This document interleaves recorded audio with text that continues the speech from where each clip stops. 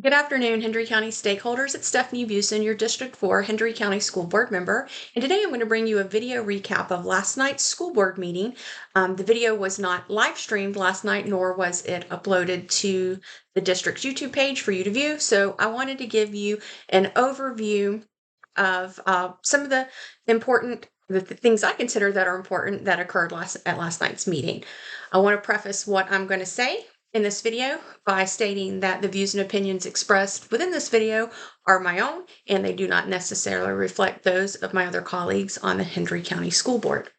So I think one of the most significant actions that occurred last night was a 4-1 vote to approve the superintendent's recommendation for an initial approximate $2 million investment for a renovation project to occur on the campus of what is considered the old CYDA, the Close Youth Development Academy campus, or I'm old enough to have actually gone to school there as the Close-Knit Intermediate School, but it is located directly behind the Red Brick sub office. And so the purpose of this proposed renovation would be to create a facility to centralize our pre-K and VPK, pre-K, IPK classrooms to have all the 3 and 4-year-olds at one facility under its own administrator and staff.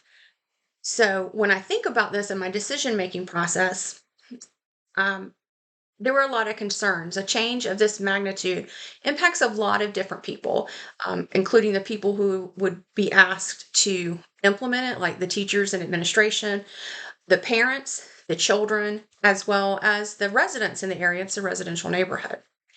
And so my initial concern was that there wasn't a lot of feedback from any of the stakeholders to get their perspective and provide opportunities for meaningful input and feedback on this project prior to it being brought to the board for a vote.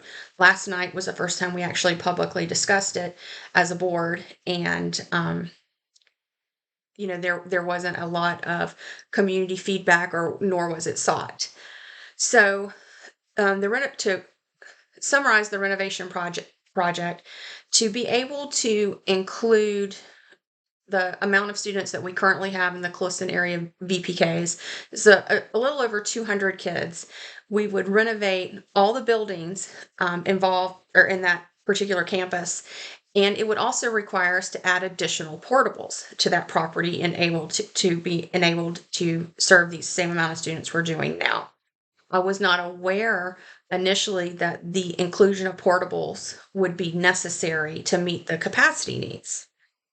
I started looking at some of the other challenges that we were not given a clear pathway on how they would be met. And that was transportation issues for parents who may have students at other elementary schools. I know that that was always kind of a benefit, that you could drop off your child for pre-K, and if they had a sibling also at that elementary school, that was kind of like one shop stopping. It wasn't having to go through multiple drop-off lines. I hear a lot from parents about how challenging those can be in the mornings and the afternoons. Also, it would create additional strain on our already very strained busing situation, and that's an issue that is throughout the state and the nation. And then I think about staff members' children and how it would be a conflict to be able to drop these kids off and pick them up, because they would be required to be at school and within their own classrooms at this time. And so there were other things that we talked about, other questions that school board members asked. One of some additional concerns are the operational needs going forward. It's going to require another $200,000 just in administration and clerical services going forward. We're going to need another nurse, custodial staff, and then pre-K centers are not required to have a school resource officer. And what was proposed was a guardian at this site. So that was concerning to me. I don't want to have lack security at a place where your smallest, your most vulnerable children are at. And so the initial or the final question that I asked, and I think it's probably the most important in my decision making process, was what is Hendry County's current kindergarten readiness rates? And because, the basis of everything that we do and every decision we should make was to increase academic achievement, I asked what was the anticipated increase in readiness rates to justify the result, or to justify a $2 million initial investment and continuing investments like I discussed in the operational needs. And I wasn't provided an answer. And so as a result, I just didn't think at this time and at this stage of the planning that this was the best and highest use of a $2 million investment. So I was the one school board member who voted against this implementation. And I just wanted to make you aware of what my decision-making process was on that. So the second issue that I thought was very significant was not actually on the agenda. It was brought forth in board member comments by a colleague, and that was a motion to limit board members' time to participate in debate on action items, as well as limit their time to make board member comments at the end of the meeting. And it was a contentious discussion. One of the things that I realize is that the people who did vote for me to serve in this office put me there because they want me to be a voice for them. And I did not agree with limiting our ability to have these discussions and to debate outside of what is the standards for the Roberts Rules of Order, which is what we have already collectively agreed upon as a school board to follow. And so I'm happy to say that that motion did not pass, and I wanted to publicly thank Reverend Dwayne Brown, as well as our new Vice Chairman, Paul Sammerdyke, for also supporting a board member's ability to express themselves and represent and be a voice of their constituencies.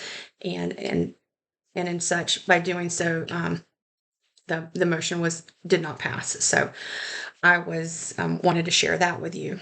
So a couple of other things is I had a couple of other nay votes at the meeting. One was about donations, which I know it seems kind of silly to say, why would a school board member vote against accepting a donation? And that is, there's policies and state laws that govern what kind of fundraisers you can have and the nuances of fundraising. And so, it came to our attention that what we've been doing was not correct. It was actually some of the fundraisers that were occurring were against our own policies. And that policy, the reason for the policy was because of state law. And so, I made that known in a previous meeting. The people who are, they know that we're not supposed to do this, and it continued. And so I just didn't feel technically that I was able to support the acceptance of donations when I knew that the fundraiser wasn't being done the right way. And that's not a reflection of that I don't appreciate the support of the community. Like, we do have amazing support in anybody who wants to support any child, any school, any organization within.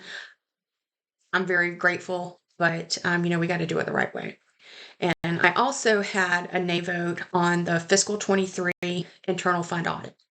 The reason being is we had 5 material weaknesses listed as from last year's audit, and none of those were cleared in this year's audit.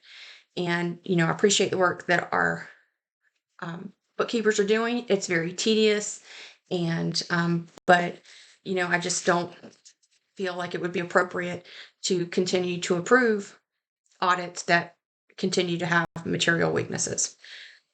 So a couple of other things that we discussed in my board member business, I inquired about a an email from the Department of Education that they were looking for districts to pilot a year-round school program, and I inquired of our superintendent if this was something that we were considering. He indicated that it was not, and so I also asked about strategic plan outcomes of the strategic plan that we implemented in 2021, and so I'm hopeful that we are going to get the outcomes of all those metrics in the beginning of 2024, as was stated.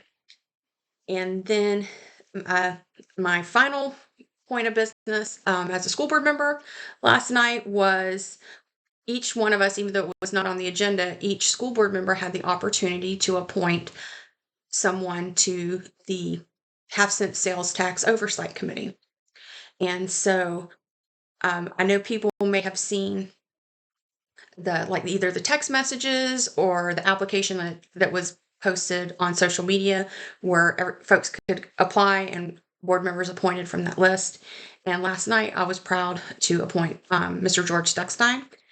He is lives within my district, and he has been a successful school administrator for many, many, many years. Our policy does not permit for Hendry County School District employees to be a part of the oversight committee, but Mr. Duckstein is still in school administration, and I think he will bring wonderful insight and experience to the process, and I think he'll be a great and valuable member to that team.